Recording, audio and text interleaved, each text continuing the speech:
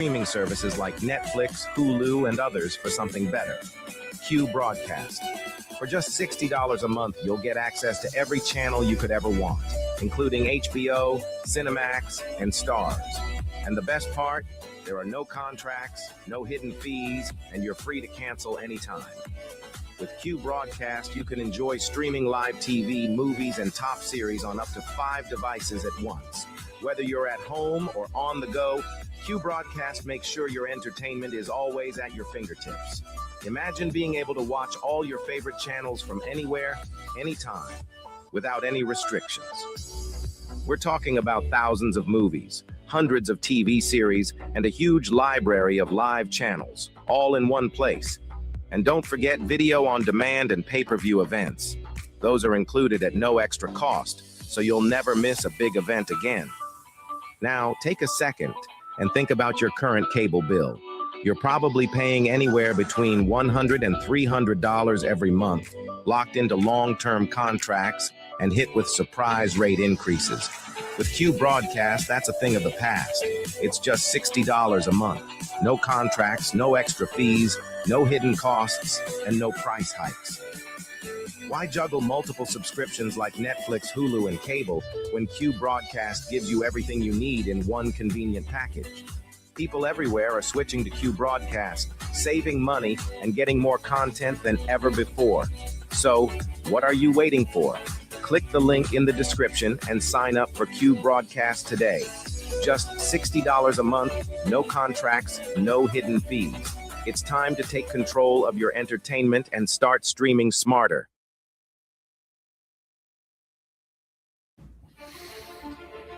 We live in a world where men are told it's harmless. It's just entertainment.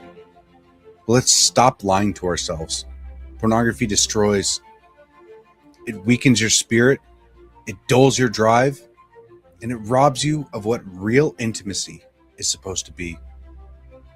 Every click is a step away from the man you're supposed to be. We can't call ourselves leaders if we are slaves to a screen. As someone that is prior service, I know all about discipline.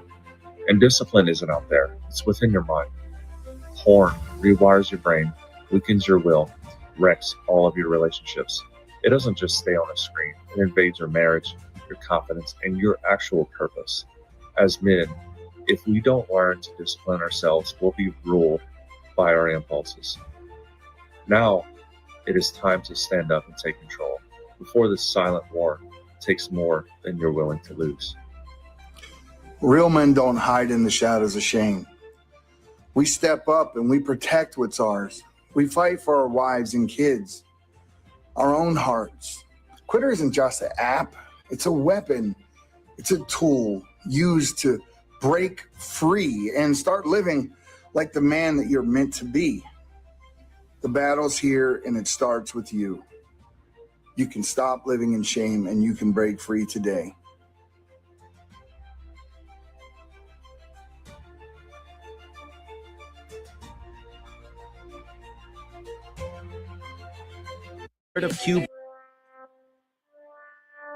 Here at the Anomic Age, we know that these times of uncertainty are stressful. It is incumbent upon all of us to put our fears first and bow down to government tyranny. Gone are the days of freely leaving your home, working, and social interactions.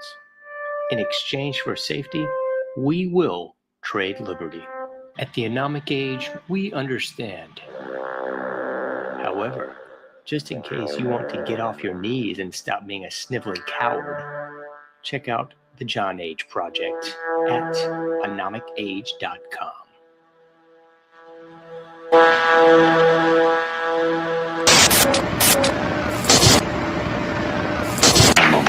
Meet Ann Morrissey, who is here with her daughter, Dareth. Dareth is 17 years old. Mrs. Morrissey, I don't have to tell you that most parents would be extremely depressed if their daughter came home one day looking like this. I assume that was your response shock, anger, depression? What was it? I was extremely angry. I really went bananas. Yeah, how old was she when this happened? possibly 13, 14 years old. We're talking like it's a disease, isn't it? Well, Yeah. How did she explain it to you, Mrs. Morrissey? there was very poor communication until we went into counseling. And it almost broke up our family. But through counseling and Serena, I can understand it better. What do you understand? That she feels like she doesn't want to be like everyone else, and she wants to be her own person. And through the dress code and her lifestyle, she's expressing this. It doesn't conform with our rules, but we're learning to cope, and it's a very, very difficult thing. Extremely difficult. Dareth, let's let you talk for yourself. You're from Long Beach, California. I just can't handle being like everybody else because that's what everybody else wants, you know. Just because somebody else does something does not mean that I have to do it. You know, I have my own morals and ideals, and I go by them. Are you drug-free, Dareth? Yes, I am. Is this a political statement, then? Do you have some misgiving about the society that you see? Yeah, there's a lot of problems, you know. A lot of the people are really aware of what's going on, you know, and I don't like it, you know. There's a lot of problems. What? I don't like the way society is based. What bothers you? Give us some of the misgivings you have. The rich, the poor, the people starving, the wars, you know. Why can't, you know, everybody just get along and just live their life?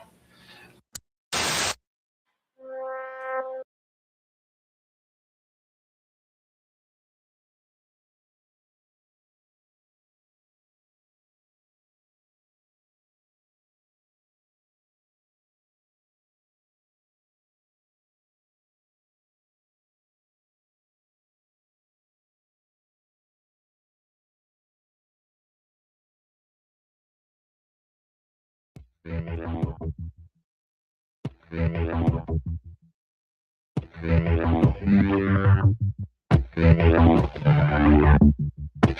know something is wrong, and it's time to stand up. You are listening to The John Age Show. Trust no one. Trust no one. Trust no one. You found it. You're here. We are headlong down the runaway train that is the Anomic Age, and I'm your host, John Age. Please check out anomicage.com if you've not already done so. Like all the likes, subscribe to all those subscriptions. PayPal.me/anomicage, Patreon.com/anomicage as well is definitely the best ways you can support the show and help me out.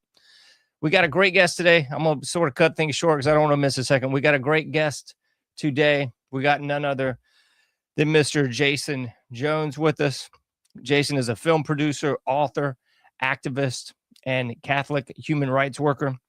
For the past 25 years, he has worked to defend the most vulnerable, from the homeless on the streets of Los Angeles to the persecuted Christians in Africa, from women in crisis pregnancies to victims of honor killings in Iran.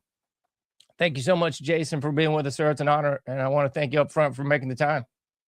Oh, John, thank you for giving me time on your show. I appreciate it. Oh, absolutely, man. Well, I know we're a little short on time, so I don't want to miss a minute, but the real thing kind of pressing on my heart that I haven't had enough guests on, which is why I'm so happy to have you on to talk about this, is the war against children. I mean, you tackle it very early on from conception to adulthood, you know, but I look at this whole predicament that we're in as really the war against children, the war against that next generation, which has been a multi-generational battle, it seems, against us. Yeah, you know, I think that this just dawned on me yesterday. I was asked to help write a white paper for someone who's going to be running for Senate, and they're pro-life, but the RNC asked them to water their position down.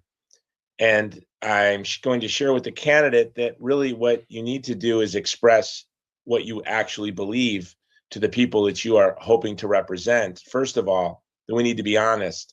And it was while working on this white paper that it struck me that the abortion issue, of course, it's violence against the most vulnerable members of our family, the child in the womb. But it's really the beginning of the big lies that are unraveling our civil society. Abortion was really the first big lie. Well, I mean, in many ways, racism, you could say, was the first big lie. Not to take a knee before the 1619 Project. That's not the type of racism. That's not what I'm claiming.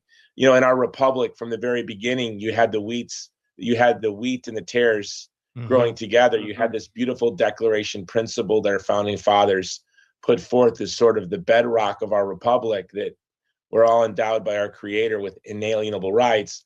While at the same time, the weeds of the old worlds, from Africa across Arabia and even into Eastern Europe, of course, we have a long tradition of slavery, and racism has addled all cultures. So that's a big lie. But the big lie of Roe v. Wade, that we don't know when the biological beginning of the human person is, I think really is what led us to lies on gender, lies on climate. Once we accepted that, they learned that they can gaslight us to believe almost anything. And so now you have men punching women in the face in mixed martial arts because they say that they identify as women, which is going to get someone killed.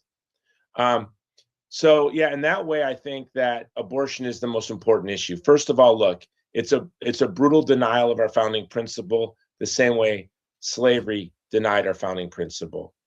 It's a brutal denial of the truth of the human person, the same way that the trans ideology denies the truth of the human person. And I think it greatly impacts our foreign policy. Mother Teresa said that the fruit of abortion will be nuclear war. And so when you look at Obama's drone program, you look at under President Bush, who obviously was a very flawed president, but his drone program, I think there was 1 or 2 civilian casualties, where in Obama, you had thousands of civilians that were killed by his drone policy, hundreds and hundreds and hundreds of children from Yemen to Pakistan. When you look at the way that Biden so callously turned his back on the women and the people of Afghanistan and just traipsed away in such a ham-fisted, clumsy way that allowed the country to collapse into chaos. And now the majority of Afghans are facing starvation. This is unprecedented. Of course, the media is not covering it. Only a president that denied the dignity of the child in the womb could be so callous in our foreign policy. So I really do believe, and I know so many of you watching this show will agree with me on so many things, but the abortion issue touches you personally and you feel personally offended. Look, I myself am responsible for at least one abortion. So this is an intimate thing. And so this is something that all Americans are intimately connected to. Oftentimes we feel judged by people who say they're pro-life. That's not what I'm saying. What I'm saying is that we have all accepted the big lie, and that children in the womb have been the victim along with their mothers, and that if we want to leave our posterity with a culture of life and a civilization of love, the first place we need to begin is by defending the child in the womb from violence. That's absolute fact. And I love what you're saying, because it really, I think, is so spot on, because they got us to believe that with Roe versus Wade. It's just a clump of cells. It's no big deal. And now they've gotten us to accept more and more atrocities, from the drone strikes to the castration and removal of breasts of minors. I mean, it just keeps going on down the line. And I look at so much of this on the social media. Often they have all these people just fighting each other in the streets now, just bedlam, people fighting in a supermarket, people fighting in the streets. I think we've just become, more and more accepting of immorality is no other way to put it, I think. John, I live and I recently left Hawaii for the German hill country of Texas, in a rural, it used to be rural, but Texas is booming. So it's growing rapidly. We're the fastest growing county in the United States. But when I travel quite a bit in the past 6 weeks, I've been in 10 countries and as many states. And I go to a lot of big cities. And, I'm from Chicago. I left at 17 when I joined the Army for Hawaii. But I'm from Chicago, and Chicago was a beautiful city. Not perfect. San Francisco was a beautiful city. Not perfect. San Diego was just a beautiful city. Austin was quirky and liberal, but beautiful and fun, and you loved going there. And what big city would you want to go to today in the United States? Name one that you'd be excited. I can't wait to go. Remember how excited we would be? Oh, I'm taking my wife to San Francisco, or so excited. You go. I was in San Diego.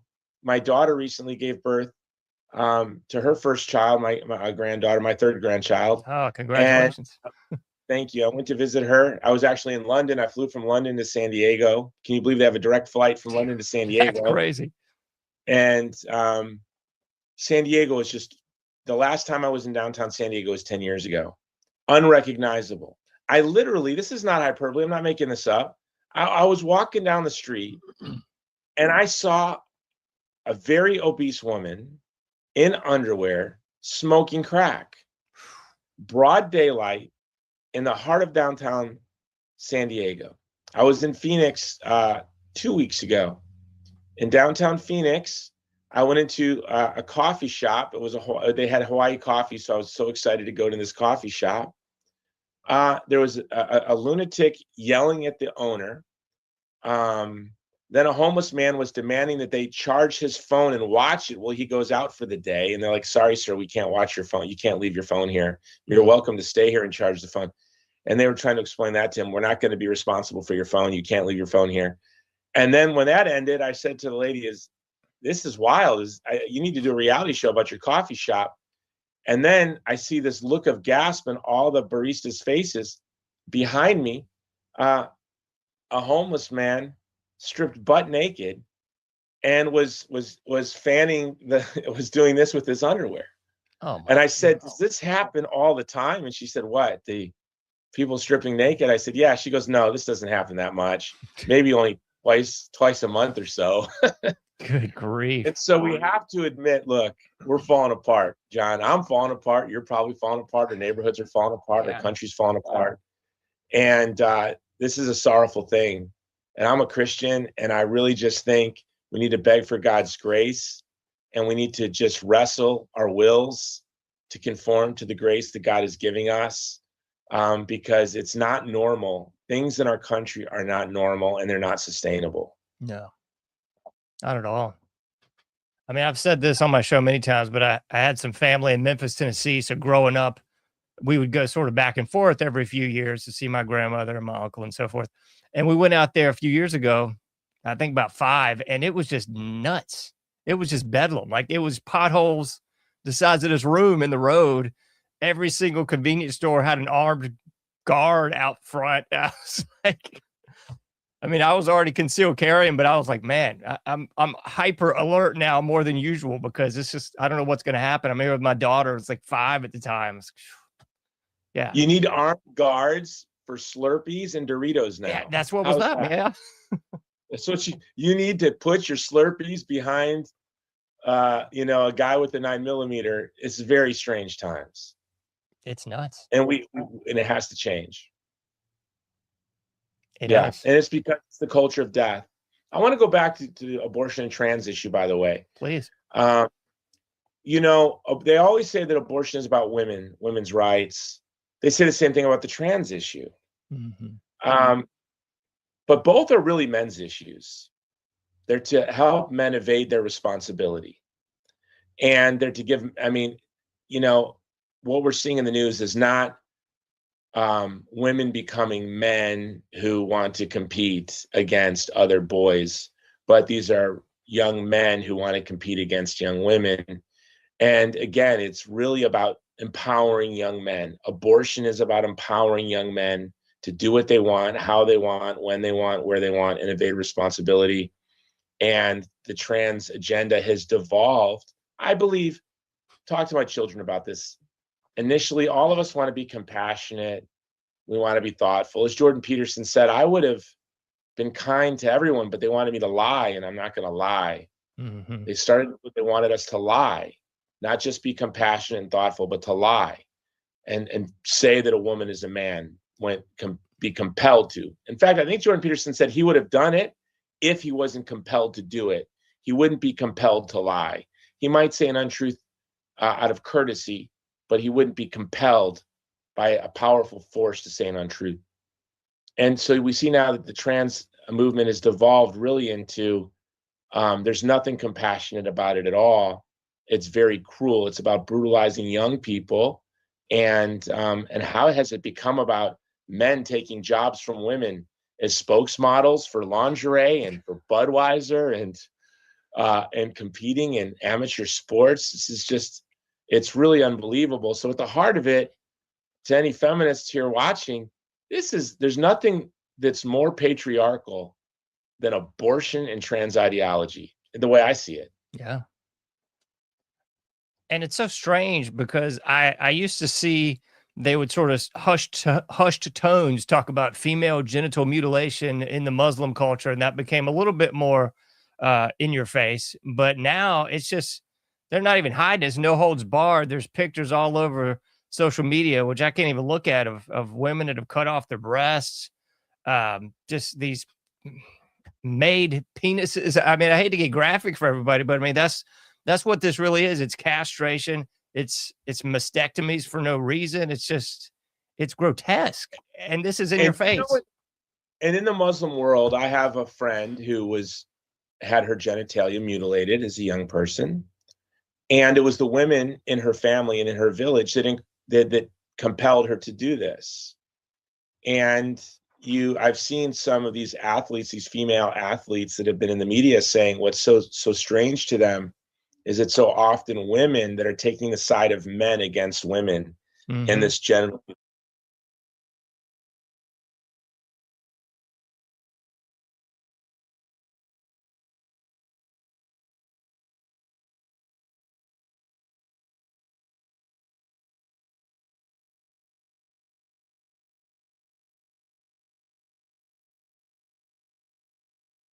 Gonna lie. They wanted us to lie, not just be compassionate and thoughtful, but to lie and say that a woman is a man when be compelled to. In fact, I think Jordan Peterson said he would have done it if he wasn't compelled to do it. He wouldn't be compelled to lie. He might say an untruth out of courtesy, but he wouldn't be compelled by a powerful force to say an untruth. And so we see now that the trans movement has devolved really into there's nothing compassionate about it at all. It's very cruel. It's about brutalizing young people, and how has it become about men taking jobs from women as spokesmodels for lingerie and for Budweiser and competing in amateur sports? This is just, it's really unbelievable. So at the heart of it, to any feminists here watching, there's nothing that's more patriarchal than abortion and trans ideology, the way I see it. Yeah. And it's so strange because I used to see they would sort of hushed tones talk about female genital mutilation in the Muslim culture, and that became a little bit more in your face. But now it's just, they're not even hiding. It's no holds barred. There's pictures all over social media, which I can't even look at, of women that have cut off their breasts. Just these made penises. I mean, I hate to get graphic for everybody, but I mean, that's what this really is. It's castration. It's mastectomies for no reason. It's just, it's grotesque. And this is in your face. And in the Muslim world, I have a friend who had her genitalia mutilated as a young person. And it was the women in her family and in her village that compelled her to do this. And I've seen some of these athletes, these female athletes that have been in the media saying what's so strange to them is it's so often women that are taking the side of men against women in this general relation.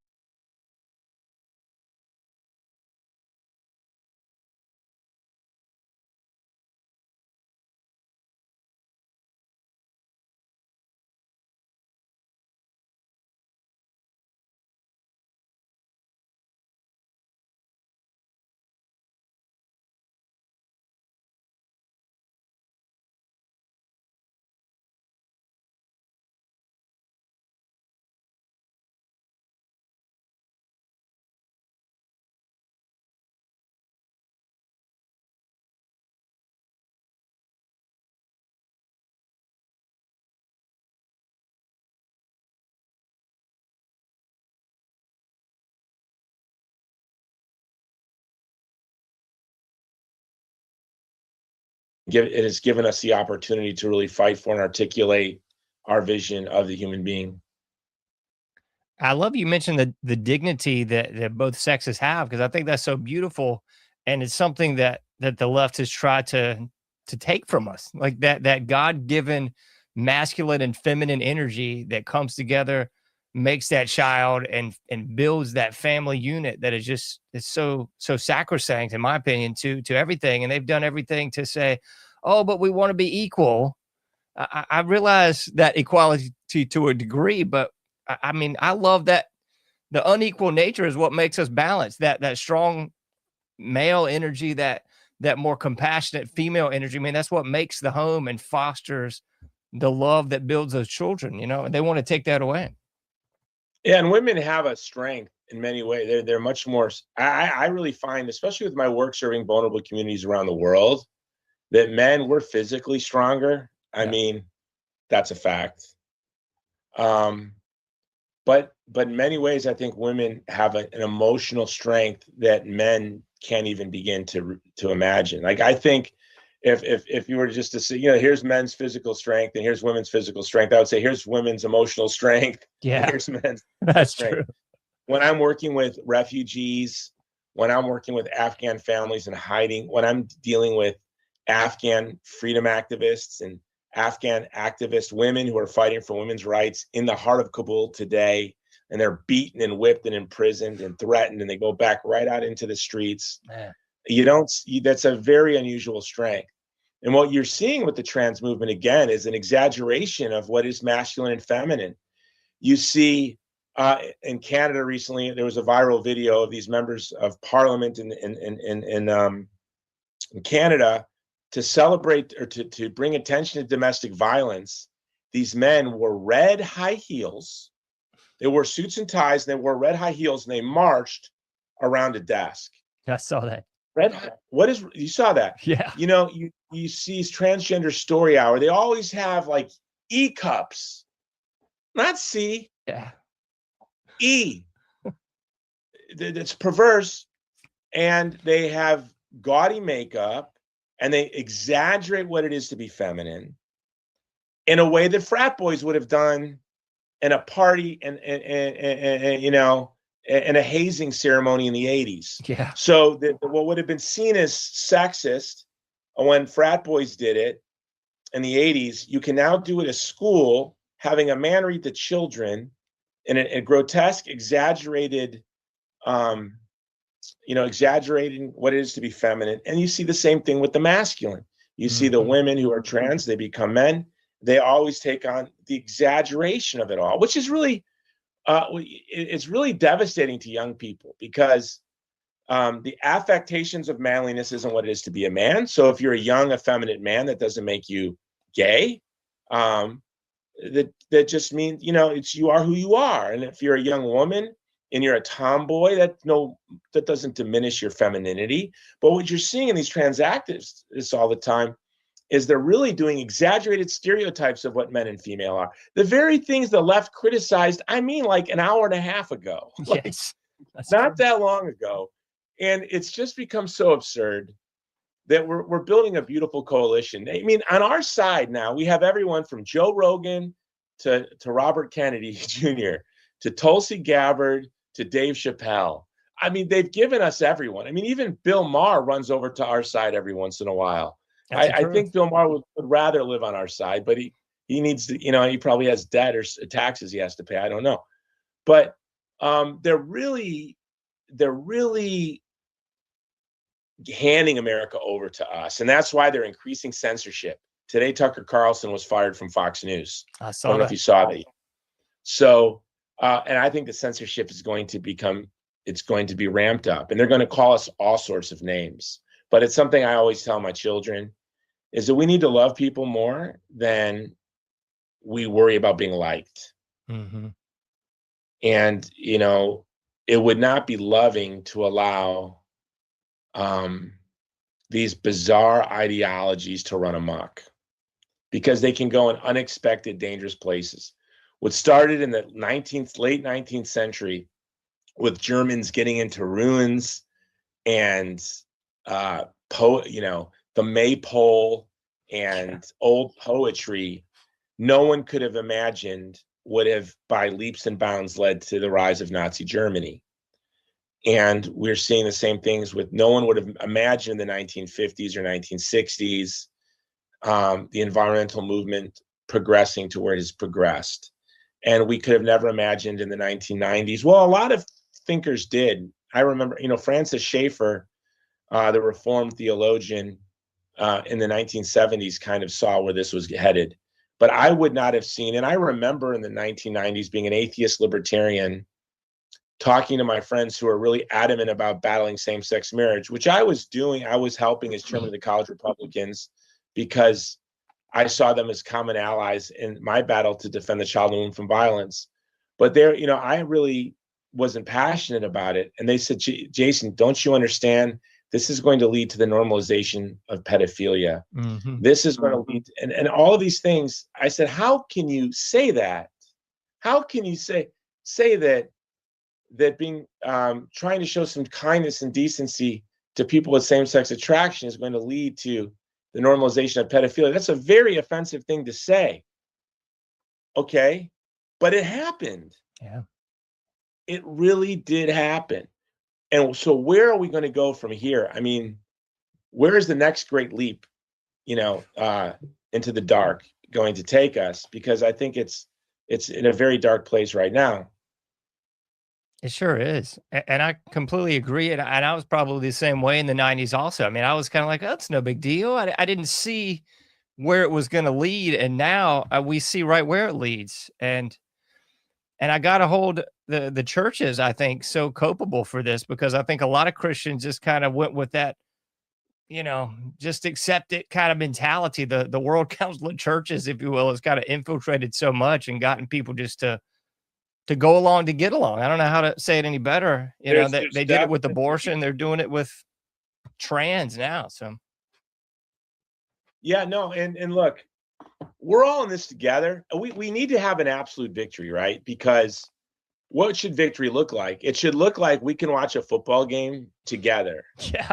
Across the ideological spectrum. It can look like Thanksgiving isn't going to give us anxiety.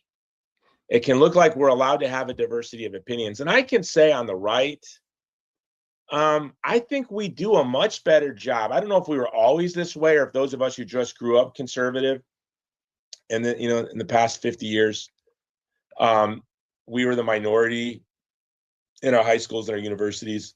We were badgered by the faculty.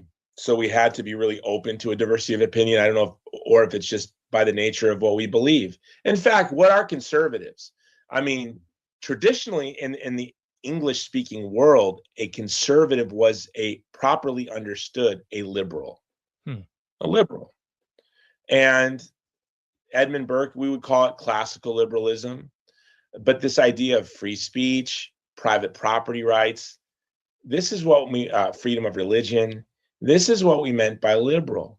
Now on the right, you're having a lot of post-liberal conservatives who have lost faith in that there can be freedom of speech, or does freedom of religion always devolve into, satanic, conventions in Boston? Is this necessarily true?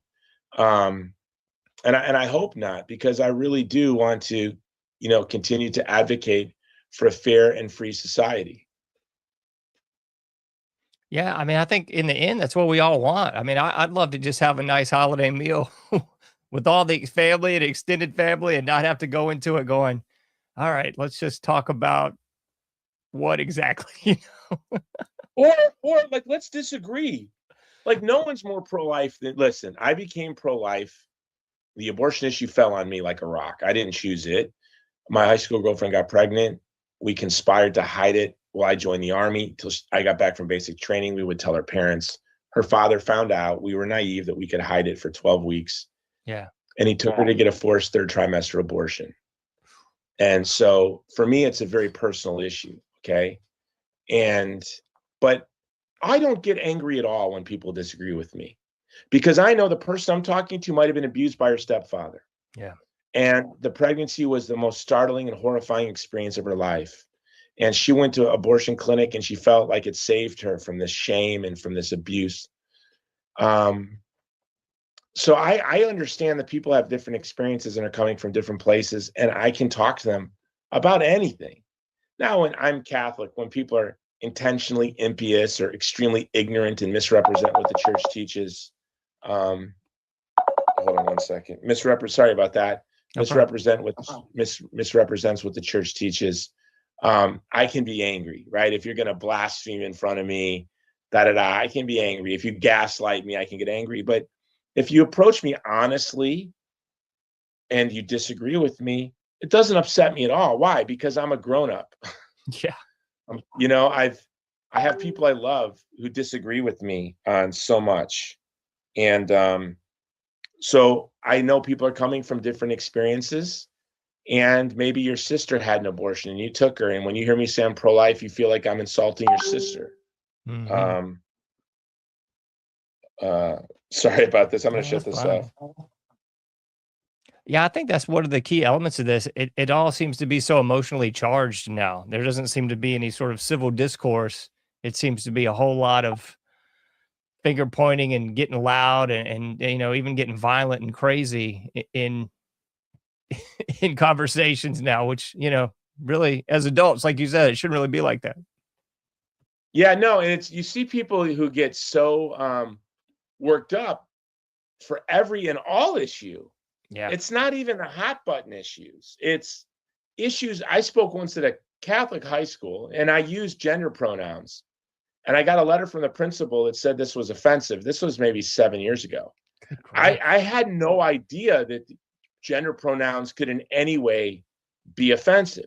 So it's really a cultural revolution that's designed to stifle free speech. Mm-hmm. And look, it's all absurd. Look, we now know the masks were absurd. You knew it. I knew it. Yes, absolutely. Well, now the world knows that it causes all sorts of problems. I don't know if there's new studies coming out on the devastating health effects of wearing these masks. The vaccines, big boondoggle, a dangerous boondoggle. Social distancing, complete nonsense. And but yet people were vicious. They didn't care whether masks worked or not. They just wanted to be the guardians of the gods of the city. So in that way, we need to be impious. Mm-hmm. You know, that's what Christians are. We're iconoclasts in the sense that the false gods, your masks, your vaccines, your gender ideology, we're going to tear those down. And yet, you know, we find that the gods, our city has so many gods now. You know, they used to have just a few, but you pretty much can't open your mouth without becoming a heretic and committing blasphemy to this these tyrannical idols that our city kneels before. And I think that's another key element to this is just I don't know how else to say it, but the evil. Like our culture as a whole has just been infiltrated by so much evil. You know, we take it back to abortion and the trans thing to where we go now, but I mean it's that old nothing new under the sun thing from Solomon. It's that same old evil. It's just sort of worked its way into all the little cracks and crevices of our, you know, our great city on the hill until here we are looking at Sodom and Gomorrah, it looks like to me. Yeah, no, I always think there are, you know, people from Sodom and Gomorrah tapping God on the shoulder going, are you seeing this? Are you seeing this? Yes. What's going on? We didn't do any of that. What are you doing? And in the end, but you started the show off perfectly because you nailed it. We're just a sad, unhappy, violent society. Yeah. And you know, for my family, for your family, we're becoming like, I have friends that live in very dangerous parts of the world, but they have a little heaven. They have their little haciendas, or they have their walled homes. And I've created a walled garden for my children. We homeschool them. You know, we travel. We're very careful about where and when we go with our children. But I tell my children, you know, you're being raised like the young Buddha, Siddhartha Gautama. You're being raised in a garden. But outside this garden, our society, lots of children are being just sent every day out into this cruel and hostile world. And then they come home and through social media and through television and through films. They're being bombarded. And this needs to end. Mm-hmm. I just want, for the kids, when you and me were kids, what did we do? We played baseball in the street, and we went through puberty. We went to the roller rink, or we walked around the mall for 7 hours, hoping that one girl from school would be at the Orange Julius, right? On Saturday nights, we'd be at the roller rink, and we'd wait for the slow dance so we could ask her to skate and then get, cheese fries and a Coca-Cola or RC or whatever. No, our young people don't get to see love and romance and eros blossom naturally. They don't have two-parent homes. And if they do, their parents are addled by work. And then everything is political, and our children have been dragged into politics. It used to be even politicians stopped politics at 6 p.m. Mm-hmm. Reagan and Tip O'Neill had a deal that after 6 p.m., they were just two Irishmen at the bar and no politics, right? Now our children have to deal with politics 24/7. It's in our commercials. It's in every song. It's in almost every movie. We just went to see the new Mario movie. And it was so tremendous and so refreshing. The whole audience erupted into applause. And it was my son's first communion. Is for his present. He wanted the whole family to go see Mario and then to go get Hawaiian barbecue here in Texas, which we did. Nice. And the whole theater erupted into applause. And I thought, was it a great movie? I don't know, but it was a refreshing movie. It didn't push or tug. It didn't try to indoctrinate. It just was a movie. And it was beautiful. And this is what we should all agree to leave to our children, not having them wrestle with what gender they are or debate whether or not they should have their testicles chopped off. This is all insane. It is. And I feel you 100%. I know I sound like an old guy sometimes, but, I tell my daughter this, man, it was so much simpler when I was a kid. There was none of this mess, Like I remember sitting at my grandparents, and we were all sitting as a family, we were watching something, the news came on, and I think it was the beginning of Iran-Contra, and they were talking about guerrillas and rebels, and I had no clue what a guerrilla, I was like, gorilla? You mean like the big monkey things? I had no That's clue. What I thought the first time I heard my parents talking about Iran-Contra. Yeah, they're guerrillas in Nicaragua. Wow. Yeah, I was like, what are you talking about? But I mean, to your point, man, our whole society is just so super saturated with it now. You're 5 and you're having to look at God knows what in all forms of social media, streaming, television, movie. I mean, it's all sort of it's interwoven in there, so you can't help but have to have a way too early conversation with a kid about why the guy at the checkout line's wearing a shawl and some nail polish. Yeah, no, and see, this is going to lead to a loss of belief in the American way of life. Yeah. And you're already seeing it on the left. The Antifas are illiberal, Stalinist leftists. And you see it on the right. A lot of people on the right, in the Catholic world, we call it Catholic integralism, where they think the American Republic from the beginning needs to be scratched and was flawed from its beginning. And, well, of course they're going to think this, because their whole life they're told, you live in a free society, and here's your phone, son, and you're 7 years old and pornography is pouring through your phone. So yeah, they're going to go, no, that wasn't good. Okay, that was what freedom is, abortion and genital mutilation. Well, then freedom should be rejected. Mm-hmm. And so we're probably, in our lifetime, if things stay at this pace, we will die in a tyrannical society, because people will want to be able to walk down the street at night without being knifed by someone on fentanyl. And the children today who are the victims of trans ideology will not bear to stand this nonsense to continue anymore. And we're going to see a swing either to the totalitarian left or the totalitarian right. That's the only question. It will be definitely an illiberal, an authoritarian right and a totalitarian left. Pick it. What would you rather live in, an authoritarian right or a totalitarian left? Well, I would prefer to preserve the republic in which we were given. But our founding fathers completely understood that it was only for a moral people. And we are not. I mean, if if I'm to judge the whole country by what I know about myself, we are not a moral people. I'm not judging you and your neighbors. I'm judging me. So we're, I don't think we are the type of people that can really preserve this republic. So we should pray for revival, pray for God's grace in our own lives, in the lives of our communities and our families. And, the world's a sorrowful place. We were once the city on a hill. Imagine a hill where there is nowhere to aspire to, nowhere to admire. A world where there's no nation to admire. Well, we're not admirable anymore. And it's quite sorrowful to think that we've devolved to such a point. When I was in Iraq during the battle with ISIS doing a documentary, I interviewed Yazidi in internally displaced people's camps. And I'd asked them if their hopes were to go to America. And they were unanimous in that they never wanted to go to America because they've seen it on TV and they know it's such a violent country. This was an ethnic minority facing genocide that was in a camp that said, yeah, this is better than whatever is in America. I have Afghan friends that the first thing that horrifies them when they come here are the Amber Alerts. In fact, I had an Afghan family left Texas because it's a big state. And so you get Amber Alerts every 2 seconds. Doesn't matter where you live in Texas, you get an Amber Alert from whatever's happening anywhere in Texas. And it's relentless. They really just were afraid their children were going to be kidnapped.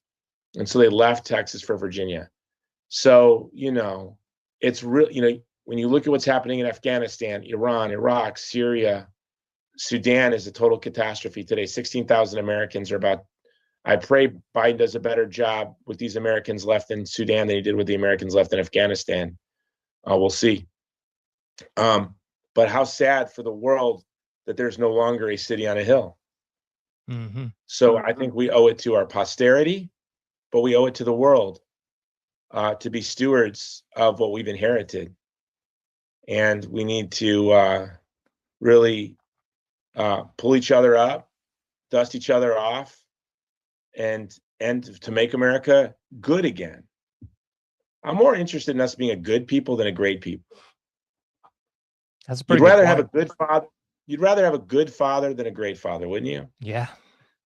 Right? You're not so impressed that your dad is president of Ford Motor Company if he's a horrible husband and father. You'd want a good father. And I want to leave my children a good country. And we should be great, but it's more important that we're good. We have everything to be great. Yeah. The natural resources, 2 oceans on each side protecting us from other powers, all the peoples of the world that were, we're a country made up of people that wouldn't take no for an answer, right? We're the children and grandchildren of people who wouldn't take no for an answer. And if you're first generation, you wouldn't take no for an answer. Yeah. It's fun to go to the old world. I love going to Europe. I love going to the Middle East. I love being an American there. But I love being the steward of my own destiny. And we're a country made up of people who made that decision. So, and their descendants. So we should be great. Being great is in our nature. Being good is more important. And that's a beautiful way to leave it almost. I've been looking at this quite a while for what's going on in France. And this is kind of off topic, a little sidebar here, but what do you think it's going to take for the American people to kind of get up off the mat, so to speak? And, I'm never calling for violence, but at least, stand up for what the heck is going on with this mutilation of children, I think a lot of people fell asleep at the wheel, or they all went, oh, abortion's been banned now. Well, we don't have to worry about that anymore. It's kind of like the Trump phenomenon. Oh, Trump's got it. We don't have to worry about that anymore. And I keep kind of looking, at large at the American populace going, okay, well, where are you at? I think the rest of the world's kind of waiting for that big dog to get off the porch and act like Americans, A lot of us are, right? I mean, there's a lot of us are. And that's why the censorship has been so brutal. That's why the intimidation. I mean, could you imagine? We live in a country where the CIA covered for Hunter Biden and the FBI is spying on Catholics. Now, look, I'm a can't make Catholic. this up. I wish we were worthy of being spied on. Okay, I could tell you, there is not a radical Catholic parish in America. I wish there were. I really wish that Catholics could pose a threat to the order of this country. Like, if you upset us enough, you better. No, come on. It's just crazy. It's insane. The only thing more insane is that you have Hunter Biden, who is literally in bed with Russia. Yeah. I wonder if he switched from Russians to Ukrainians now because we're supposed to stand with Ukraine. I wonder if he's done that. I wonder if he's spending his money in Ukraine now instead of on Russia. But I wonder if they come for free now. I wonder if they're gifts from the warlords that his daddy sent him money to. But the fact that the CIA covered for this despicable reprobate, and the FBI is spying on rosary groups is really something else, man. So, but that tells you that we're standing up, but there's a lot more for us to do. Yeah. Well, that's certainly the truth. Well, I know you got to run, Jason. What's the best place for people to follow you and support you? I know you're all over the place, but what's the best place to find you and support? 2 places. I'll give you 2 places. I have my own podcast, The Jason Jones Show. In fact, I'm running to do an interview right now with someone on the ground in Sudan, who's going to give us a report on what's happening there on the ground. So The Jason Jones Show, wherever you listen to podcasts. And also our organization, the Vulnerable People Project. I founded it over 20 years ago to stand with communities facing genocide, democide, and total war. So Biden has made it very busy for us. We're the only organization operating across Afghanistan still. Our core mission in Afghanistan is to defend and support the widows and orphans of our Afghan allies killed in action and help to evacuate and resettle every Afghan interpreter that we left behind. You can go to our website there. It's thegreatcampaign.org. We also provide security for Christians in Nigeria. We're building a hospital with a partner in Sudan. But you can look at all the work we do. We serve the most vulnerable people in the world, from the child in the womb to the Uyghur in Chinese-occupied East Turkestan. Perfect. And I've got Movie to Movement up here. Is that yours as well? That's me too. I'm also a filmmaker. Thought so. A lot of people think that's all I do, but I do make movies, and you can go over to movieToMovement.com and check out my movies. My latest movie, Divided Hearts of America, with New England patriot Benjamin Watson, looks at how abortion, segregation, and slavery have weakened our republic by denying our founding principle, which is our principle of unity. That sounds great too. Well, thank you so much, Jason. I couldn't thank you enough for being on it and making the time for us today. And I hope to talk to you soon, man. All right, brother. Thank you so much. All right. Thanks, sir. I'll send you these links after I post them. All right. God bless you. All right. Thank you. You too, Jason. Bye-bye. Bye-bye.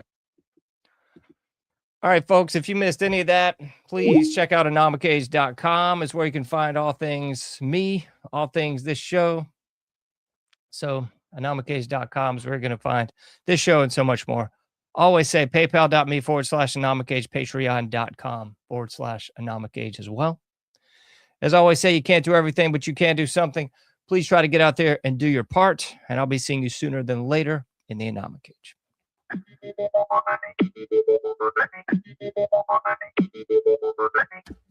Thank you for listening to The Anomic Age, a John Age project. For past shows, further info, and to comment, go to anomicage.com. That's ANOMICAGE.com. Till next time, thank you for listening to The Anomic Age.